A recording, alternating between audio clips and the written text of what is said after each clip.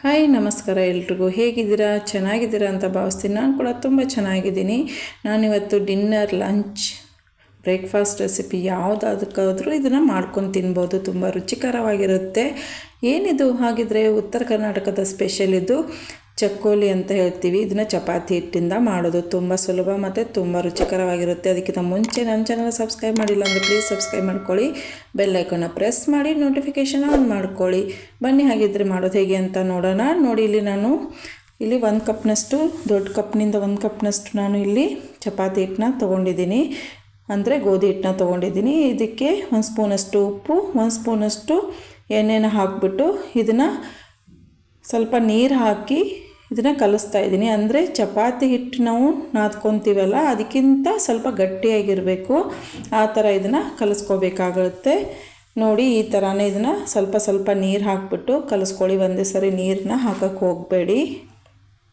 ನೋಡಿ, ಈ ಥರನೇ ಸ್ವಲ್ಪ ನೀರನ್ನ ಹಾಕಿ ಇದನ್ನು ಚಪಾತಿ ಹಿಟ್ಟಿನಕ್ಕಿಂತ ಸ್ವಲ್ಪ ಗಟ್ಟಿಯಾಗಿರಬೇಕು. ಆ ಥರ ಇದನ್ನು ನಾದ್ಕೊಳ್ಳಿ. ನೋಡಿ, ಈ ಥರ ಮಾಡಿಬಿಟ್ಟು ಒಂದು 5 ನಿಮಿಷ ಇದನ್ನು ಹಾಗೆ ಬಿಟ್ಬಿಡಿ. ಅಲ್ಲಿವರೆಗೂ ನಾನು ಗ್ಯಾಸ್ ಸ್ಟವ್ ಮೇಲೆ ಒಂದು ಪಾತ್ರೆ ಬಿಸಿ ಮಾಡೋಕ್ಕಿಟ್ಟಿದ್ದೆ. ಪಾತ್ರೆ ಬಿಸಿ ಆದಮೇಲೆ ನಾನಿಲ್ಲಿ ಸ್ವಲ್ಪ ನೀರನ್ನ ಹಾಕಿಬಿಟ್ಟು, ನೋಡಿ, ಇದಕ್ಕೆ ಸ್ವಲ್ಪನೇ ಹುಣಸೆ ಹಣ್ಣು ಮತ್ತು ಇಲ್ಲಿ ನಾನು ಚನ್ನಂಗಿ ಬೇಳೆ ಅಂತ ಹೇಳ್ತೀವಲ್ಲ, ಚನ್ನಂಗಿ ಬೇಳೆನ ನಾನು ಹಾಕಿದ್ದೀನಿ. ನಿಮ್ಮ ಹತ್ರ ತೊಗರಿ ಬೇಳೆ ಕೂಡ ಇದ್ರೂ ಹಾಕೋಬೋದು, ಪರವಾಗಿಲ್ಲ.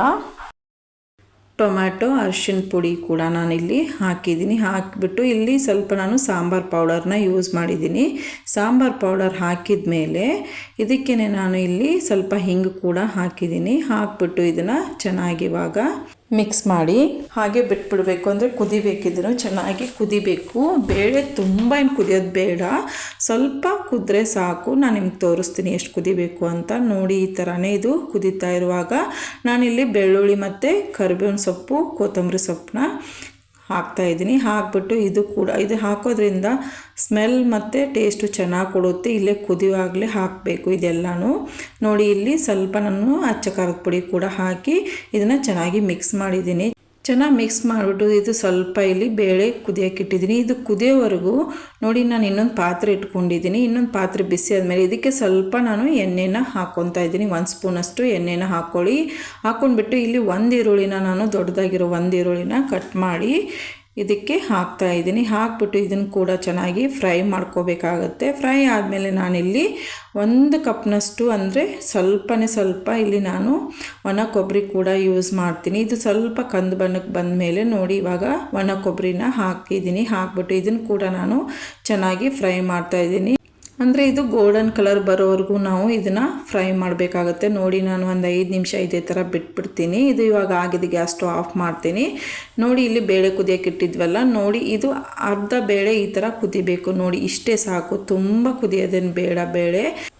ಇದನ್ನು ಲೋ ಫ್ಲೇಮಲ್ಲಿ ಇದೇ ಥರ ಇಟ್ಕೊಂಡು ನಾನು ಇವಾಗ ಒಂದು ಮಿಕ್ಸಿ ಜಾರ್ ತೊಗೊತೀನಿ. ನೋಡಿ, ಇವಾಗ ಇಲ್ಲಿ ಮಿಕ್ಸಿ ಜಾರ್ ತೊಗೊಂಡಿದ್ದೀನಿ. ಆವಾಗಲೇ ನಾವು ಫ್ರೈ ಮಾಡಿದ್ವಲ್ಲ, ಅದನ್ನು ಕೂಡ ಇದಕ್ಕೆ ಹಾಕಿಬಿಟ್ಟು ಇದನ್ನು ಸ್ವಲ್ಪ ನಾನು ಮಿಕ್ಸಿ ಮಾಡ್ಕೊತಾ ಇದ್ದೀನಿ. ನೋಡಿ, ಈ ಥರ ನುಣ್ಣಗೆ ರುಬ್ಕೋಬೇಕಾಗತ್ತೆ. ಇವಾಗ ರುಬ್ಬಿರೋದನ್ನ ನಾನು ಇದಕ್ಕೆ ಹಾಕ್ತಾಯಿದ್ದೀನಿ. ನೋಡಿ, ಇವಾಗ ಇದಕ್ಕೆ ಹಾಕ್ಬಿಟ್ಟು ಸ್ವಲ್ಪ ಅದಕ್ಕೆ ನೀರು ಕೂಡ ನಾನು ಮಿಕ್ಸ್ ಮಾಡ್ತಾಯಿದ್ದೀನಿ. ಮಿಕ್ಸ್ ಮಾಡಿ ಇದನ್ನು ಚೆನ್ನಾಗಿ ಈ ಥರ ಮಿಕ್ಸ್ ಮಾಡ್ಕೊಳ್ಳಿ.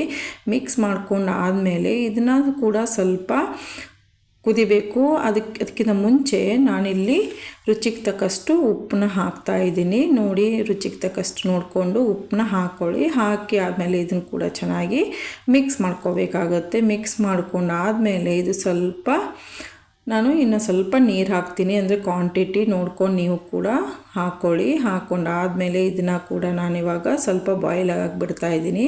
ನೋಡಿ, ಈ ಥರ ಇದು ಕುದಿಬೇಕು. ಒಂದು 5ರಿಂದ 6 ನಿಮಿಷ ಈ ಥರನೇ ಕುದಿಯೋಕೆ ಬಿಟ್ಟು, ಅಂದರೆ ಮಸಾಲೆ ಎಲ್ಲ ಚೆನ್ನಾಗಿ ಬಾಯ್ಲ್ ಆಗಬೇಕು. ಇದು ಬಾಯ್ಲ್ ಆಗೋ ಅಷ್ಟರಲ್ಲಿ ನಾನು ಆವಾಗಲೇ ಚಪಾತಿ ಹಿಟ್ಟನ್ನ ನಾದಿಟ್ಕೊಂಡಿದ್ನಲ್ವ, ಇದನ್ನು ಒಂದೊಂದಾಗಿ ಈ ಥರ ಒಳ್ಳೆ ಥರ ಮಾಡಿಕೊಂಡು, ನೋಡಿ, ಈ ಥರ ಚಪಾತಿ ಹಿಟ್ಟಿಗೆ ಹೇಗೆ ಮಾಡ್ಕೊತೀವೋ ಅದೇ ಥರ ಇದನ್ನು ಮಾಡ್ಕೊಂಡ್ಬಿಟ್ಟು ನಾನು ಇಲ್ಲಿ ಚಪಾತಿ ಹಿಟ್ಟನ್ನ ತೊಗೊಂಡಿದ್ದೀನಿ. ಹಚ್ಚಕ್ಕಂದ್ಬಿಟ್ಟು ಅದನ್ನು ಈ ಥರ ಲಟ್ಟಿಸ್ಕೋಬೇಕಾಗತ್ತೆ. ಅಂದರೆ ಚಪಾತಿ ಥರನೇ, ಚಪಾತಿಗಿಂತ ಸ್ವಲ್ಪ ದಪ್ಪನೇ ಲಟ್ಟಿಸ್ಬೇಕಾಗತ್ತೆ. ತುಂಬ ತೆಳುವಾಗಿ ಲಟ್ಸೋಕ್ಕೆ ಹೋಗಬೇಡಿ. ಸ್ವಲ್ಪ ತೋರಿಸ್ತೀನಿ ನಿಮಗೆ ಯಾವ ಥರ ದಪ್ಪ ಎಷ್ಟಿರಬೇಕು ಅಂತ.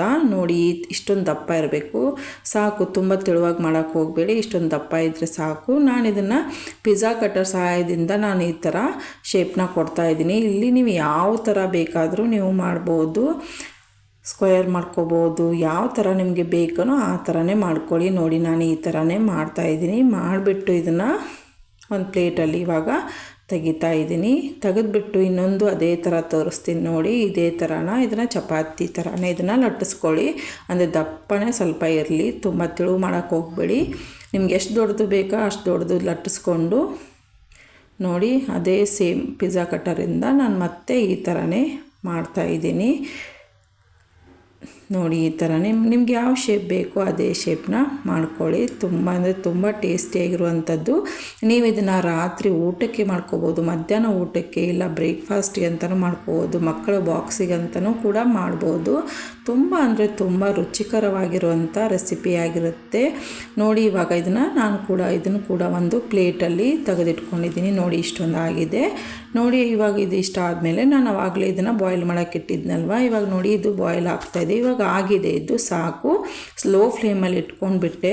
ನಾವು ಆವಾಗಲೇ ಅದನ್ನು ಮಾಡ್ಕೊಂಡಿದ್ವಲ್ಲ, ಇದನ್ನೆಲ್ಲ ನಾನು ಇದಕ್ಕೆ ಹಾಕ್ತಾಯಿದ್ದೀನಿ ನೋಡಿ. ಸ್ವಲ್ಪ ಸ್ವಲ್ಪ ಬಿಡಿಸಿ ಹಾಕಿ, ತುಂಬ ಈ ಥರ ಒಂದೇ ಸರಿ ಹಾಕಕ್ಕೆ ಹೋಗ್ಬಿಡಿ, ಸ್ವಲ್ಪ ಸ್ವಲ್ಪನೇ ಹಾಕಿಬಿಟ್ಟು ಈ ಥರ ಇದನ್ನು ಸ್ವಲ್ಪ 1-2 ನಿಮಿಷ ಇದೇ ಥರ ಬಿಟ್ಬಿಟ್ಟು ಆಮೇಲೆ ಚೆನ್ನಾಗಿ ಇದನ್ನೆಲ್ಲನೂ ಮಿಕ್ಸ್ ಮಾಡಿ. ತುಂಬಾ ಮಿಕ್ಸ್ ಮಾಡೋಕ್ಕೆ ಹೋಗಬೇಡಿ, ಸ್ವಲ್ಪನೇ ಮಿಕ್ಸ್ ಮಾಡಿ ಇದನ್ನು ಬಾಯ್ಲ್ ಮಾಡೋಕ್ಕೆ ಬಿಟ್ಬಿಡಿ ನೋಡಿ. ಅಂದರೆ ಅವಾಗವಾಗ ಸ್ವಲ್ಪ ನೀವು ಸ್ಪೂನಿಂದ ನೋಡ್ತಾ ಇರಬೇಕಾಗತ್ತೆ, ಯಾಕಂದರೆ ಇದು ತಳ ಹತ್ತಬಾರ್ದು. ಅದಕ್ಕೋಸ್ಕರ ಸ್ವಲ್ಪ ಸ್ಪೂನಿಂದ ಇದನ್ನು ಮಿಕ್ಸ್ ಮಾಡ್ತಾ ಇರಿ ಅವಾಗವಾಗ ನೋಡಿ. ಇವಾಗ ಇದು ಒಂದು 5-7 ನಿಮಿಷ ಈ ಥರನೇ ಚೆನ್ನಾಗಿ ಕುದಿಬೇಕು. ಚೆನ್ನಾಗಿ ಕುದ್ರೇ ಟೇಸ್ಟು ಚೆನ್ನಾಗಿ ಬರೋದು ನೋಡಿ. ಈ ಥರ ಇಷ್ಟು ಅದಕ್ಕೆ ಇದು ಬರಬೇಕು. ತುಂಬ ಗಟ್ಟಿನೂ ಮಾಡೋಕ್ಕೆ ಹೋಗಬೇಡಿ, ತುಂಬ ತೆಳುವೂ ಮಾಡೋಕ್ಕೆ ಹೋಗಬೇಡಿ, ಆ ಥರ ಇರಬೇಕು ನೋಡಿ. ಇನ್ನೂ ಸ್ವಲ್ಪ 1-2 ನಿಮಿಷ ಕುದಿಬೇಕಾಗುತ್ತೆ, ಯಾಕಂದರೆ ಇದು ಚಪಾತಿ ಹಿಟ್ಟು ಆಗಿದ್ದರಿಂದ ಸ್ವಲ್ಪ ಇದು ಕುದಿಬೇಕು. ಇವಾಗ ಇದು ಆಗಿದೆ. ನಾನು ಗ್ಯಾಸ್ ಸ್ಟವ್ನ ಆಫ್ ಮಾಡ್ಕೊತೀನಿ. ಇಲ್ಲಿ ನಾನು ಸ್ಕಿಪ್ಪಾಗಿದೆ, ಇಲ್ಲಿ ಎಣ್ಣೆನ ಇಟ್ಟಿದ್ದೆ ಬಿಸಿ ಮಾಡೋಕ್ಕೆ. ಎಣ್ಣೆ ಬಿಸಿ ಆದಮೇಲೆ ಸ್ವಲ್ಪ ಅಚ್ಚ ಖಾರದ ಪುಡಿ ಅದಕ್ಕೆ ಹಾಕಿಬಿಟ್ಟು ನಾನು ಇದನ್ನು ಇಲ್ಲಿ ಒಗ್ಗರಣೆಗೆ ಇದನ್ನು ಹಾಕ್ತಾಯಿದ್ದೀನಿ. ಇದು ಹಾಕೋದ್ರಿಂದ ಟೇಸ್ಟ್ ತುಂಬ ಚೆನ್ನಾಗಿ ಕೊಡುತ್ತೆ. ಇದನ್ನು ಮಾತ್ರ ಸ್ಕಿಪ್ ಮಾಡೋಕ್ಕೆ ಹೋಗಬೇಡಿ. ಇವಾಗ ಇದು ರೆಡಿ ಇದೆ.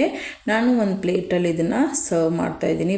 ಬಿಸಿಯಾಗಿರುವಂಥ ಉತ್ತರ ಕರ್ನಾಟಕದ ಸ್ಪೆಷಲ್ ಚಕ್ಕೋಲಿ ಇವಾಗ ಇದು ರೆಡಿ ಇದೆ. ತುಂಬ ಅಂದರೆ ತುಂಬ ಟೇಸ್ಟಿಯಾಗಿರುತ್ತೆ. ಈ ರೆಸಿಪಿ ನಿಮಗೆ ಇಷ್ಟ ಆದರೆ ಲೈಕ್ ಮಾಡಿ, ಶೇರ್ ಮಾಡಿ. Thank you for watching.